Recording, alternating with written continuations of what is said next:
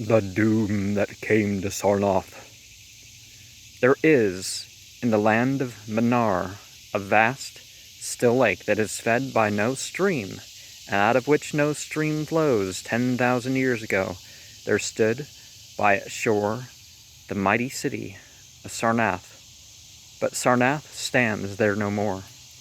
It is told that in the immemorial years, when the world was young, before ever the men of Sarnath came to the land of Manar, another city stood beside the lake, the grey stone city of Ib, which was old as the lake itself, and peopled with beings not pleasing to behold. Very odd and ugly were these beings, and indeed are most beings of a world, yet inchoate and rudely fashioned. It is written on the brick cylinders of Kadatheron that the beings of Ib were in hue as green as the lake, and the mist that rose above it, that there they had bulging eyes, pouting, flabby lips, and curious ears, and were without voice. It is also written that they descended one night from the moon in a mist. They, the vast still lake, and grey stone city Ib. However this may be, it is certain that they worshipped a sea-green stone idol, chiseled in the likeness of Bokrug, the great water lizard, before which they danced horribly when the moon was gibbous. And it is written in the papyrus of Elarnek that they one day discovered fire, and thereafter kindled flames on many ceremonial occasions, but not much is written of these beings, because they lived in very ancient times, and man is young, and knows but little of the very ancient living things. After many aeons, men came to the land of Manar, dark shepherd folk, with their fleecy flocks, who built Tra'ah, Elarnek, and Kadatheron on the winding river A, and certain tribes more hardy than the rest pushed on to the border of the lake and built Sarnath at a spot where precious metals were found in the earth. Not far from the grey city of Ib did the wandering tribes lay the first stones of Sarnath, and at the beings of Ib they marveled greatly. But with their marveling was mixed hate, for they thought it not meet that beings of such aspect should walk about the world of men at dusk, nor did they like the strange sculptures upon the grey monoliths of Ib. For why those sculptures lingered so late in the world, even until the coming of men, none can tell, unless it was because the land of Manar is still very still and remote from most other lands, both waking and of dream. As the men of Sarnath beheld more of the beings of Ib, their hate grew, and it was not less because they found the beings weak and soft as jelly to the touch of stones and arrows. So one day the young warriors and slingers and the spearmen and the bowmen marched against Ib and slew all the inhabitants thereof, pushing the queer bodies into the lake with long spears, because they did not wish to touch them, and because they did not like the grey sculptured monoliths of Ib, they cast these also into the lake, wondering from the greatness of the labor how ever the stones were brought from afar, as they must have been, since there is not like them in the land of Manar or in the lands adjacent. and killing people because they're different. That's apparently hasn't. Did that ever come to an end? Certainly in areas it did, but. And sometimes there are beings that aren't physical, but they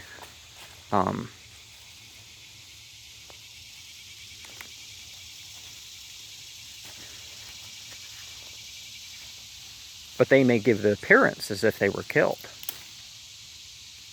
by each other or by humans for some ends. Thus, the very ancient city of Ib was nothing spared save the sea-green stone idol chiseled in the likeness of Bokrug, the water lizard. This the young warriors took back with them as a symbol of conquest over the old gods and beings of Ib, and as a sign of leadership in Manar. But on the night after it was set up in the temple, a terrible thing must have happened, for weird lights were seen over the lake, and in the morning the people found the idol gone, and the high priest Taran-ish lying dead, as from some fear unspeakable. And before he died, Taran-ish had scrawled upon the altar of chrysolite, with coarse, shaky strokes, the sign of doom. After Taran-ish, there are many high priests in Sarnath, but never was the sea-green stone idol found. Amazonite, maybe? And many centuries came and went, where Sarnath prospered exceedingly, so that only priests and women remembered what Taran-ish had scrawled upon the altar of chrysolite. Betwixt Sarnath and the city of Elarnek arose a caravan route, and the precious metals from the earth were exchanged for other metals, and rare cloths, and jewels, and books, and tools for artificers, and all things of luxury that are known to the people who dwell along the winding river.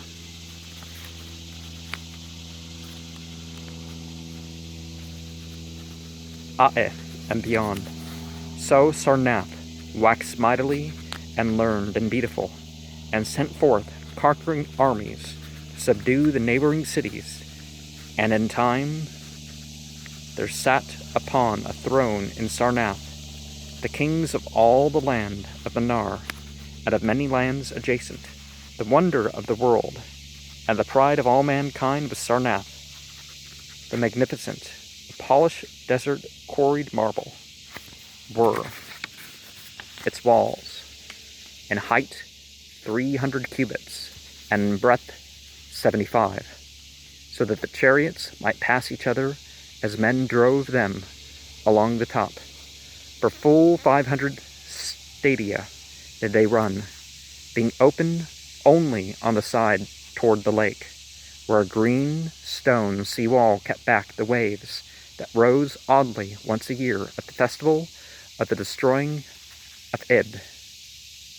In Sarnath were 50 streets from the lake to the gates of the caravans, and 50 more intersecting them.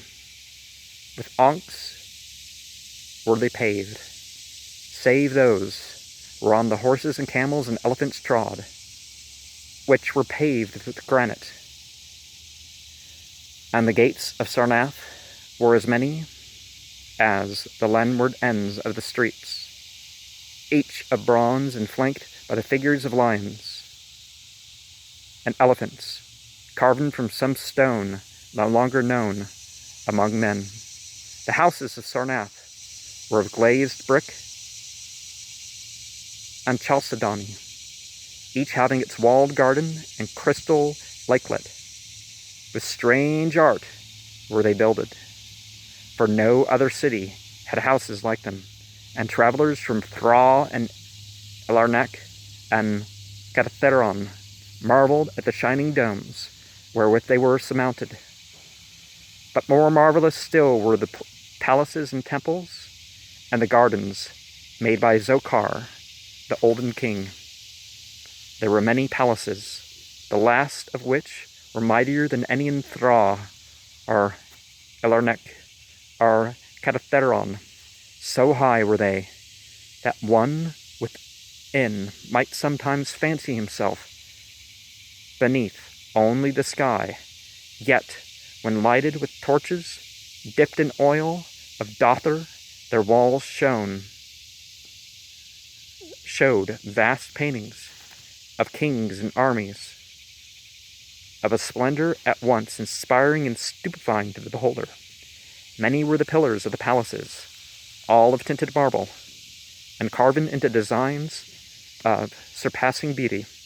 And in most of the palaces, the floors were mosaics of beryl and lapis lazuli, and sardonyx and carbuncle, and other choice materials, so disposed that the beholder might fancy himself walking over beds of the rarest flowers.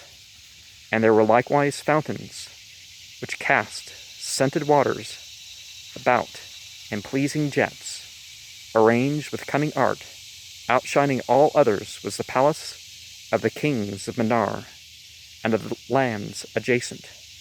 On a pair of golden, crouching lions rested the throne, many steps above the gleaming floor, and it was wrought of one piece of ivory, though no man lives who knows whence so vast a piece could have come. In that palace there were also many galleries, and many amphitheaters, where lions and men and elephants battled at the pleasure of the kings. Sometimes the amphitheaters were flooded with water, conveyed from the lakes, in mighty aqueducts, and then were enacted stirring sea fights or combats betwixt swimmers and deadly marine things. Lofty and amazing were the 17 tower-like temples of Sarnath, fashioned of a bright, multicolored stone, not known elsewhere. A full 1,000 cubits stood. The greatest among them, wherein the high priest dwell, with a magnificence scarce less than that of kings. On the ground were halls as vast and splendid as those of the palaces, were gathered throngs in the worship of Zo-Kalar and Tamash and Loban, the chief gods of Sarnath, whose incense enveloped shrines were as the thrones of monarchs, not like the icons of other gods were those of Zo-Kalar and Tamash and Laban, for so close to life were they that one might swear the graceful steps of Zircon was the tower chamber, wherefrom the high priests looked out over the city, and the plains and the lake by day, and at the cryptic moon and the significant stars and planets, and the reflections in the lake at night. Here was done the very secret and ancient rite and gestation of Bokrug, the water lizard, and here rested the altar of Christlight, which bore the doom scroll of Taran Ish. Wonderful, likewise, were the gardens made by Zokar, the olden king. In the center of Sarnath they lay, covering a great space, and encircled by a high wall, and they were surmounted by a mighty dome of glass, through which shone the sun and moon and planets when it was clear, and from which were hung fulgent images of the sun and moon and stars and planets when it was not clear. In summer the gardens were cooled with fresh, odorous breezes, skillfully wafted by fans, and in winter they were heated with concealed fires, so that in those gardens it was always spring. There ran little streams over bright pebbles, dividing meads of green and gardens of many hues, and spanned by a multitude of bridges. Many were the waterfalls in their courses, and many were the lilied lakelets, into which they expanded. Over the streams and lakelets rode white swans, whilst the music of rare birds chimed in with the melody of the waters. In ordered terraces rose the green banks, adorned here and there with bowers of vines and sweet blossoms, and seats and benches of marble and porphyry. And there were many small shrines and temples, where one might rest, a prey to small gods. Each year there was celebrated in Sarnath the feast of the destroying of Ib, at which time wine, song, dancing, and merriment of every kind abounded. Great honors were then paid to the shades of those who had annihilated the odd ancient beings, and the memory of those beings and other elder gods who was derided by dancers and waltanists crowned with roses from the gardens of Zokar, and the kings would look out over the lake and curse the bones of the dead that lay beneath it. At first, the high priests liked not these festivals, for there had descended amongst them queer tales of how the sea-green icon had vanished, and how Taranish had died from fear and left a warning. And they said that from their high tower they sometimes saw lights beneath the waters of the sky of the lake. But as many years passed without calamity, even the priests laughed and cursed and joined in the orgies of the feasters. Indeed, had they not themselves, in their high tower, often performed the very ancient and secret rite and detestation of Bokarug, the water lizard, at 1,000 years of riches and delights passed over Sarnath, wonder of the world. Gorgeous beyond thought was the feast of the 1,000th year of the destroying of Ib. For a decade had it been talked of in the land of Manar, and as it drew nigh, there came to Sarnath on horses and camels and elephants, men from Thra, Elarnek, and Katheron, and all the cities of Manar, and the lands beyond. For the marble walls and the pointed night were pitched the pavilions of princes and the tents of travelers. Within his banquet hall reclined Nargis High, the king, drunken with ancient wine from the vaults of conquered Panoth, and surrounded by feasting nobles and hurrying slaves.